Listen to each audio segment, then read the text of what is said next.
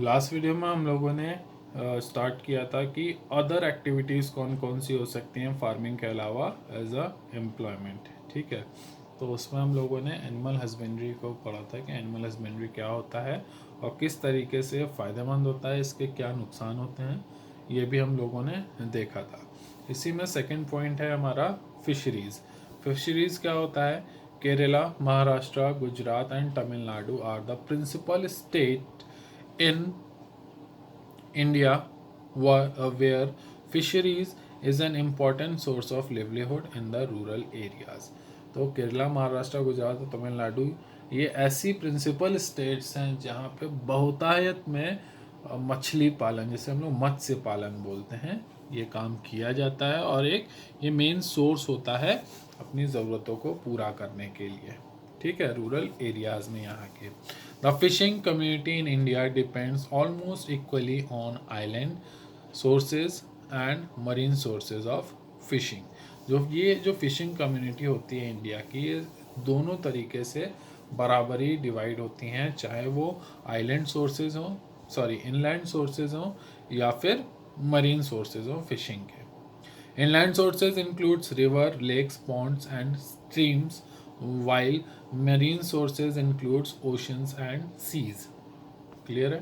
Together these sources are called water bodies।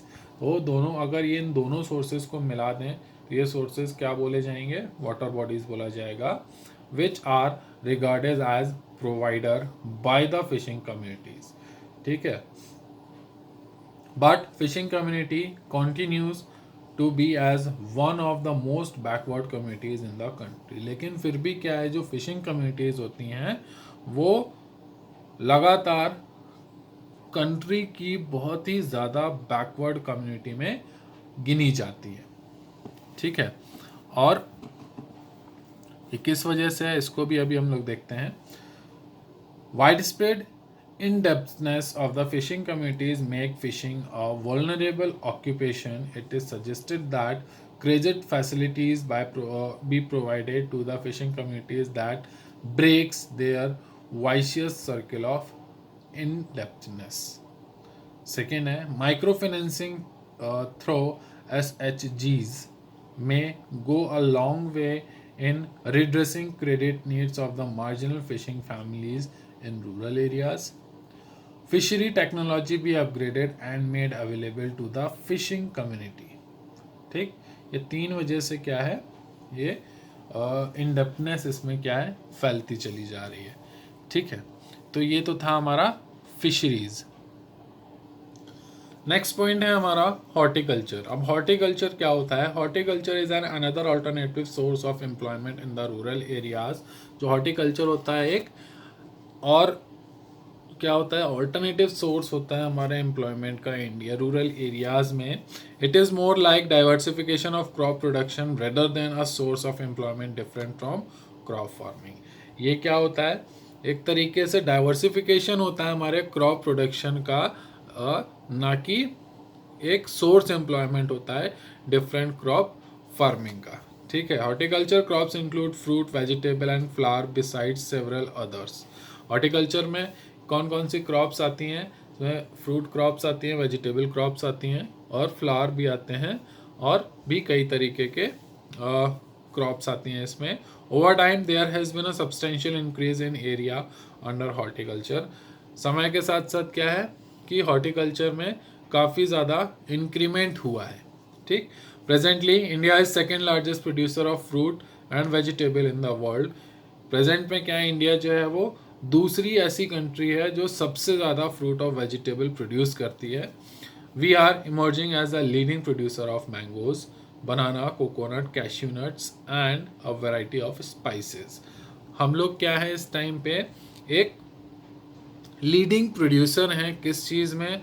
आम की खेती में, केले की खेती में, कोकोनट जिसको हम लोग नारियल बोलते हैं उसकी खेती के लिए, कैश्यू नट जिसको हम लोग काजू बोलते हैं, एंड कई तरीके की स्पाइसेस हैं जिसको हम लोग मसाले जिसको बोलते हैं। ठीक है, मसालों की खेती में अभी भी हम लोग क्या हैं, लीडिंग प्रोड्यूसर हैं इसमें। High crop productivity led to golden revolution in horticulture farming. ये जो हाई क्रॉप प्रोडक्टिविटी है, इससे क्या है, गोल्डन रिवोल्यूशन हुआ है हॉर्टिकल्चर फार्मिंग में ड्यूरिंग द ईयर 1991 टू 2012। ये जो रिवोल्यूशन हुआ है हमारा किस में हुआ है, 1991 से 2012 के बीच में। Doubtless horticulture is emerging as an important means of sustainable living in the rural areas. No doubt जो हॉर्टिकल्चर है, इससे क्या हुआ है कि ये एक तरीके से इम्पॉर्टेंट सोर्स बन के आ गया है, किसके लिए, सस्टेनेबल लिविंग के लिए, ठीक है, रूरल एरियाज में। ठीक, अब इसको ज़रा गोल्डन रेवोल्यूशन को थोड़ा अच्छे से समझते हैं। It refer to a series of research, development and technology transfer initiative that increase production of horticulture crops and honey। ठीक है, इसको बोलते हैं हम लोग golden revolution. There has been a significant rise in income level of the farming families engaged in horticulture production. Shifting to horticulture farming has reduced economic vulnerability of the small and marginal farmers। अब जब से horticulture farming में shift होने लगे हैं, तो इससे क्या हुआ है कि जो स्मॉल और मार्जिनल फार्मर हैं, उनकी इकोनॉमिक कंडीशन जो है वो उसमें सुधार होने लगा है। This has open up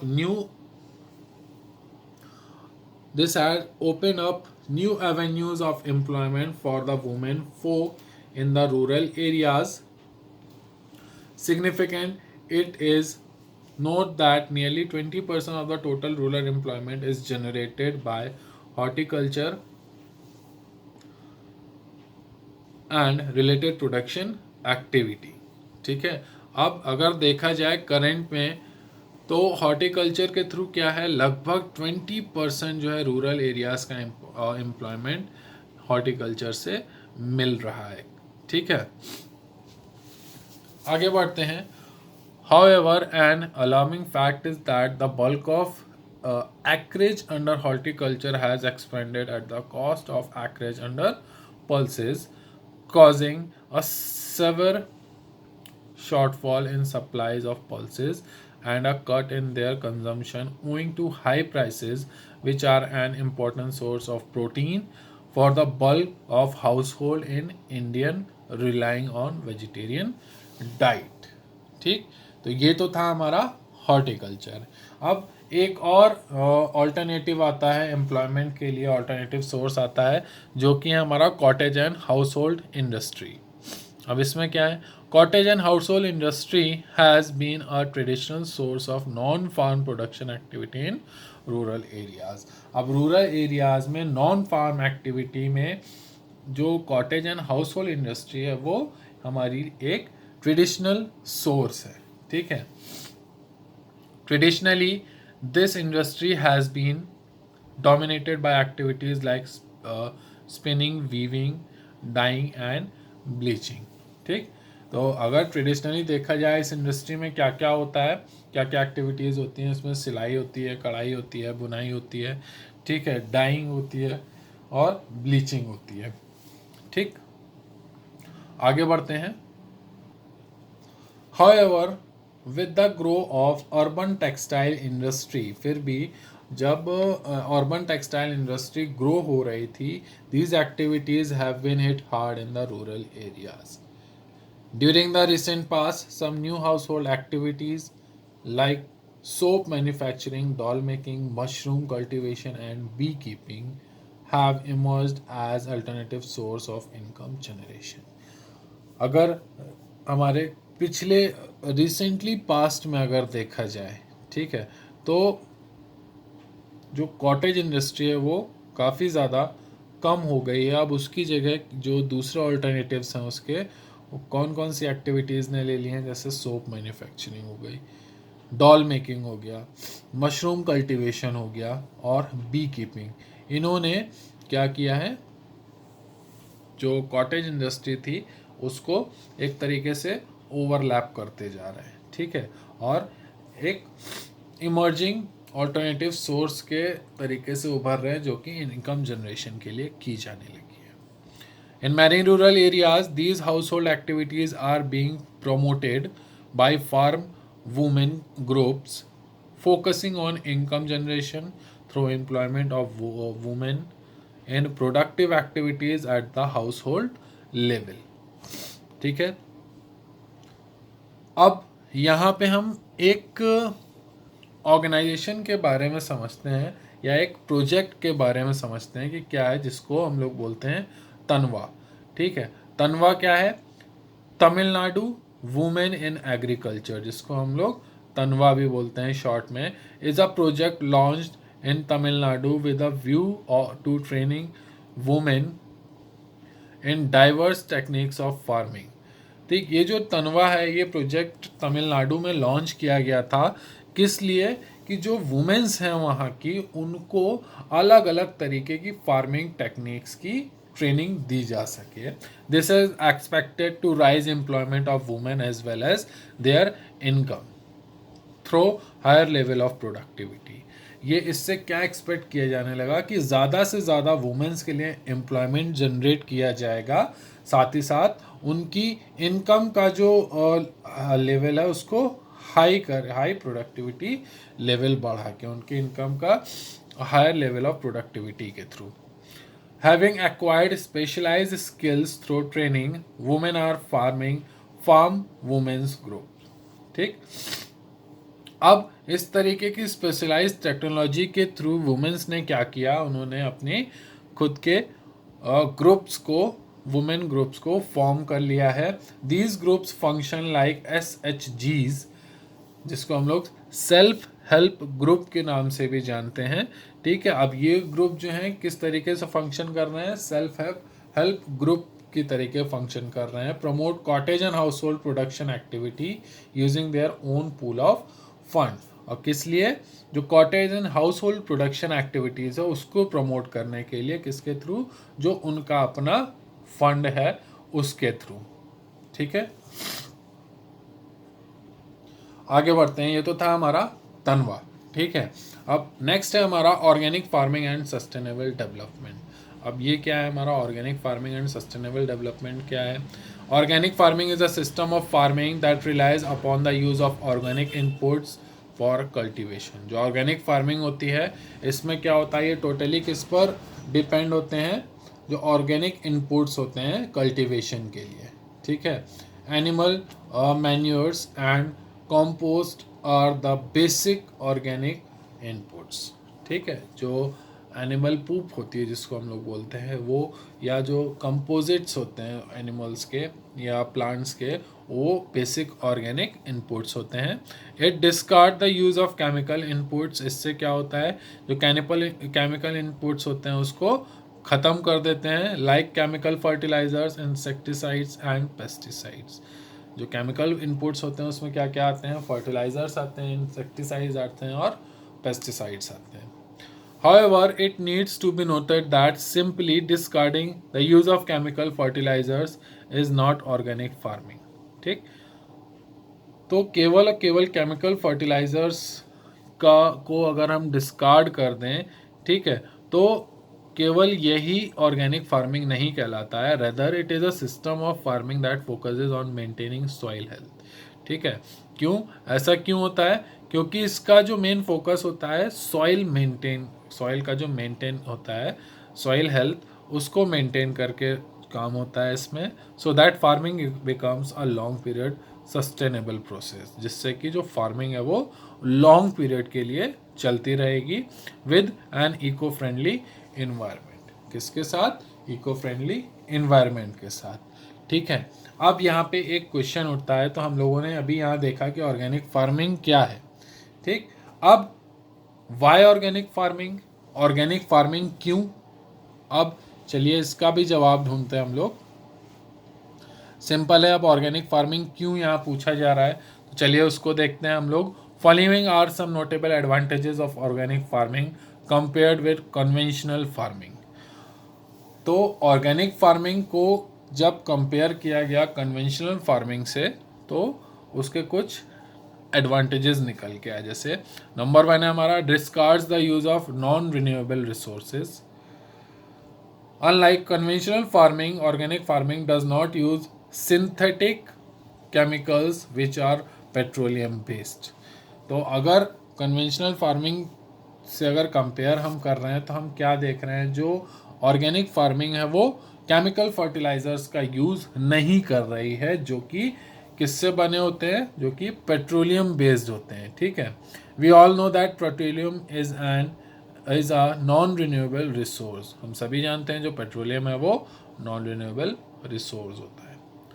second हमारा इन्वायरमेंट फ्रेंडली।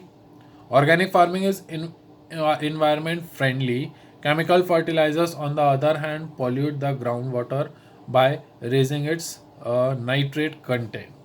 जो ऑर्गेनिक फार्मिंग होती है टोटली इको फ्रेंडली होती है। अब जो केमिकल फर्टिलाइजर्स होते हैं वो क्या करते हैं, उसमें नाइट्रेट का जो कंटेंट होता है वो क्या कर देता है, हमारे जो ग्राउंड वाटर होता है उसको पॉल्यूट कर देता है। Nitrates are a health hazard and pollute the environment. जो नाइट्रेट होता है वो हमारी हेल्थ के लिए भी खतरनाक होता है और हमारे एनवायरनमेंट को भी पॉल्यूट करता है। Organic farming discards the use of chemical fertilizers. जो ऑर्गेनिक फार्मिंग होती है वो पूरी तरीके से केमिकल फर्टिलाइजर्स फ्री होती है। थर्ड है हमारा sustains soil fertility. Use of animal manures and compost help sustain soil fertility. ठीक, अब जब हम एनिमल पूप्स का यूज़ कर रहे हैं, साथ ही साथ कंपोस्ट का भी यूज़ कर रहे हैं, ठीक, तो उससे क्या होता है, हमारी सॉइल की फर्टिलिटी जो होती है वो बने रहने में हेल्पफुल होती हैं। Chemical fertilizer on the other hand erode soil fertility. अगर दूसरी तरफ बात की जाए केमिकल फर्टिलाइजर्स की, वो क्या करते हैं, जो सॉइल फर्टिलिटी है उसको ख़त्म करने लगते हैं। Accordingly organic farming is conductive to sustainable development of agriculture. अगर देखा जाए तो ऑर्गेनिक फार्मिंग क्या है, वो एग्रीकल्चर के डेवलपमेंट, लगातार डेवलपमेंट के लिए हेल्पफुल होती है, while conventional farming is not. और जो कन्वेंशनल फार्मिंग है वो नहीं होती है। ठीक है, नेक्स्ट पॉइंट है हमारा यहाँ पे healthier and tastier food. Organic farming offers healthier and tastier food compared with conventional farming। अब ऑर्गेनिक फार्मिंग के थ्रू हमें क्या मिलता है, अच्छा खाना मिलता है, ठीक है, हेल्थी फूड मिलता है। अच्छा तो मिलता ही है, साथ ही साथ हेल्दी फूड भी मिलता है हमको। ऑर्गेनिक फार्मिंग के थ्रू क्या होता है, हमें खाना अच्छा तो मिलता ही है, साथ ही साथ हेल्दी भी मिलता है। ठीक है, आगे बढ़ते हैं।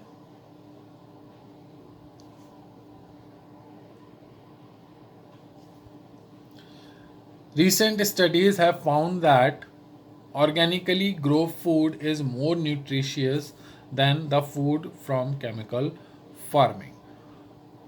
एक स्टडी के थ्रू ये प्रूव होता है कि जो ऑर्गेनिक फार्मिंग से हमें प्रोडक्शन मिल रहा है वो ज़्यादा हेल्दी होता है अगर कंपेयर किया जाए कन्वेंशनल फार्मिंग के फूड से। Existing trends indicate that demand for organic food is trending up. जो ट्रेंड्स है वो क्या इंडिकेट करते हैं कि जो डिमांड है ऑर्गेनिक फूड की वो बढ़ती जा रही है, even when high price is a constraining factor. किसके अगर देखा जाए, कंपेयर किया जाए तो ऑर्गेनिक प्रोडक्ट्स के जो प्राइस होती है वो ज़्यादा होती है, फिर भी उसकी डिमांड बढ़ती जा रही है। ठीक है, नेक्स्ट पॉइंट है हमारा इन expensive technology for the small and marginal farmers। Organic farming offers an inexpensive farming technology to small and marginal farmers who constitute the bulk of farming population in India। Conventional technology is to be adopted as a package including HYV seeds, fertilizers, pesticides, insecticides, besides good irrigation facilities। Small and marginal farmers in India, in their desperate bid to use the package, often slip into indebtedness। No such package of expensive inputs is required for organic farming। अब India में क्या है, कई farmers हैं वो ज़्यादातर किस पर बेस करते हैं, जो कन्वेंशनल फार्मिंग होती है उस पर बेस रहते हैं, उसके लिए वो कई तरीके के डेप्स लेते हैं और कई तरीके के फर्टिलाइज़र्स वगैरह यूज़ करते हैं, ठीक है। तो इससे क्या होता है, उनकी डेप्थनेस बढ़ती जाती है। और अगर ऑर्गेनिक फार्मिंग के थ्रू देखा जाए, ठीक है, तो उसमें इस तरीके की किसी भी चीज़ की ज़रूरत नहीं होती है, केवल एक बेटर इरिगेशन फैसिलिटी की ज़रूरत होती है। It can not be denied that organic farming offer lesser yield than conventional farming and is therefore not cost efficient. However, considering that fact that organic foods are in high demand,